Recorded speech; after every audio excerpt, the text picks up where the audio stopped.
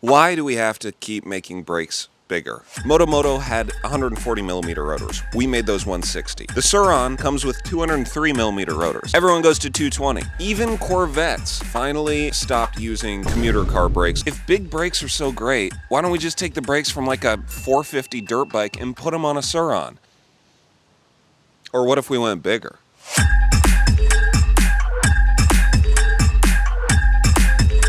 These are Rippin Moto's 250mm floating rotors, specifically made for a Surron. For reference, these are 10mm bigger than the front rotors on a 2005 Honda CRF 450. Like a big boy 450. They're bigger than that. Look at this, dude. They're almost as big as the brakes on Dory. I think they honestly might be bigger than...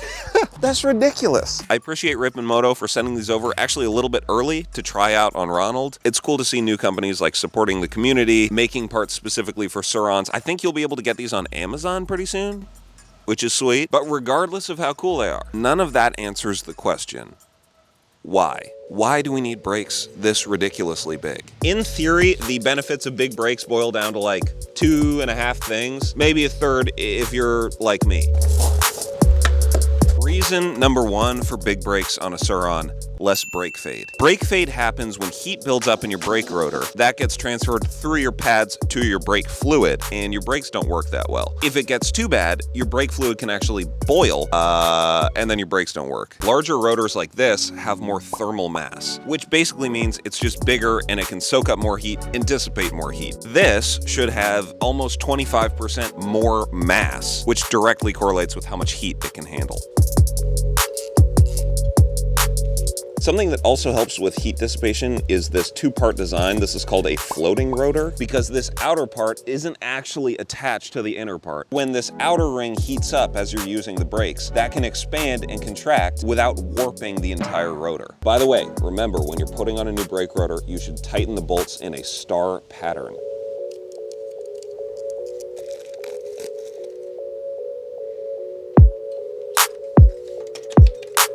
Reason number two that big brakes are better than small brakes: a bigger rotor actually gives you more stopping power. The farther out from the center you go on a wheel, the more leverage you have to change the speed. So if the wheel's spinning and we pretend my finger is the brake pad, if I drag my finger way in at the middle, it barely does anything to slow down the wheel. If I move it a little bit farther out and apply the same pressure, it slows the wheel down much faster. What if I went all the way out and put my finger right here?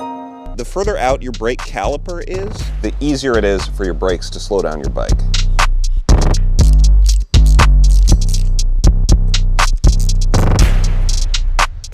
And reason number three that big brakes might be better: they look sick.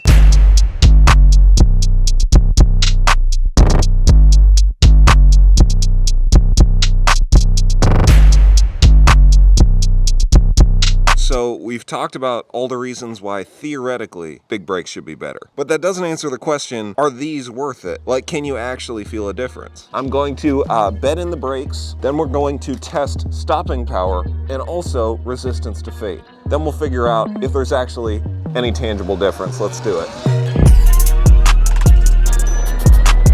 I started out this test by bedding in my brakes, which is basically just building up brake pad material on your new rotors. Doing the front and back separately, you basically just want to slow down about 10 times. Pretty hard, but don't come to a complete stop. And it's cool because you can actually feel your brakes getting better as you do this. Locked up the rear. Also, sorry about the wind noise. I don't know why every single clip sounded like this. Anyway, as we all know, the best thing you can possibly do with brand new brakes is to rip some wheelies. I was really tempting fate here. I had a friend who totally looped his bike doing this exact same thing. But then I decided to really push it, get up on that knee. That was probably not my smartest idea. There were dogs around. I think karma was telling me to chill out a little bit because this squirrel almost like ended it all. Holy shit, dude. So I moved on to part 2 of my test.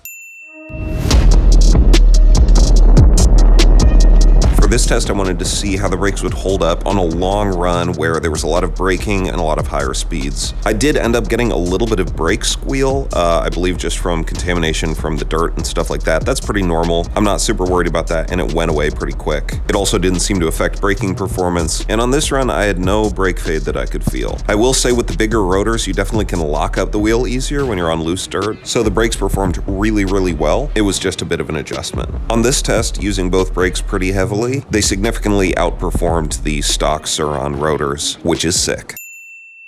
Back at the secret basketball court in the middle of the woods. I'm going to test brake fade and brake power with the same test, hopefully. I'm going to accelerate as fast as I can from back there.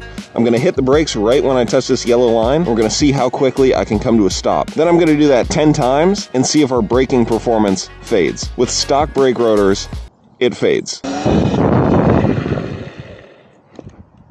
There.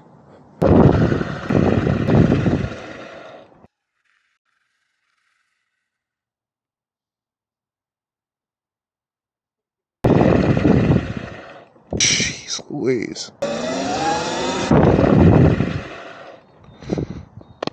I can't get them to fade.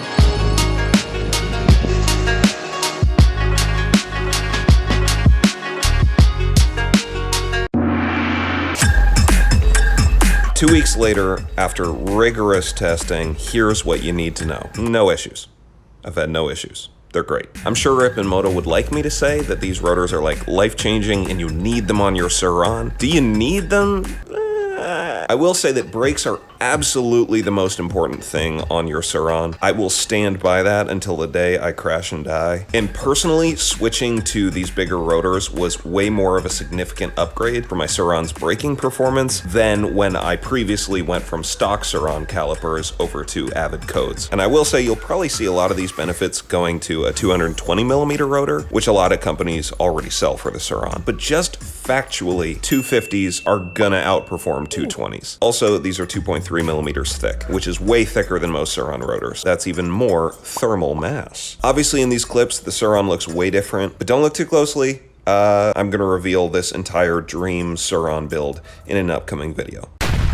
If you clicked on this video to find out if the world's biggest Surron brakes are worth the upgrade, yeah, I think they are. Thank you again to Rippin Moto. I'll see you in the next one.